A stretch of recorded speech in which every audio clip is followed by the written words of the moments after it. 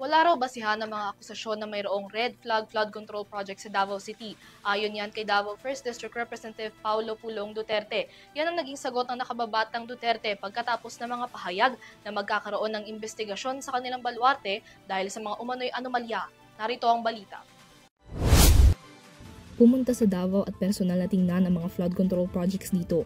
Ito ang naging hamon ni Davao 1st District Representative Paulo Pulong Duterte kay ACT Teachers Party List Representative Antonio Tino kasunod ng mga aligasyon nito patungkol sa mga umano'y red flag flood control projects sa distrito. Sa isang opisyal na pahayag, sinagot ni Duterte ang mga akusasyon at ninindigang walang itinatago ang Davao City dahil lahat aniya ng mga proyekto sa Davao at Matina River na inspeksyon at na-validate raw ng Department of Public Works and Highways at ng Commission on Audit. Depensa niya, walang mga ghost projects rito at na lahat ng mga proyekto at estruktura makikitang nasa Davao.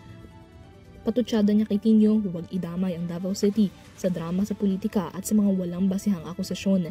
Kung totoong accountability raw ang hanap ng mga ito, simulan daw dapat sa Luzon ang investigasyon na may mga ghost at substandard projects sa halip na tirahin ng Davao City na naimplementaan niya ang mga proyekto. May pasaring din ang mambabata sa Independent Commission for Infrastructure na nag-i-inspeksyon sa Davao para sa mga nasabing proyekto. Aniya, magpadala ng mga real engineers o mga may totoong kredibilidad kaysa sa mga dating pulis at dating appointees lamang. Ngayong araw, sinagot na rin ni Tino ang naging pahayag ni Duterte at iginiit na ang mga akusasyon ay hindi basta-bastang political drama lamang. Ani Tino, naging batayan ng datos na isiniwalat niya ang mismong datos mula sa DPWH at na ang mismong ICI at flood control project sa Davao River. Depensa rin ni Tino, ang punto ng mga alegasyon ay hindi kung makikita sa Davao ang mga nasabing proyekto, kundi kung nakatayo ba ito sa dapat nitong pagtayuan, kung alinsunod ba ito sa mga specifications na kayang pigilan ang baha at kung nagamit ba ng tama ang pondong inilaan para sa mga proyektong ito.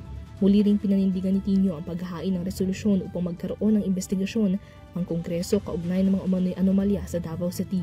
Hamon niya pa kay Duterte, kung wala talagang itinatago ang Davao, maging bukas ito para sa isang full at transparent na investigasyon. Para sa EuroTV News, Mia Layagin, sumasaludo sa bawat Pilipino.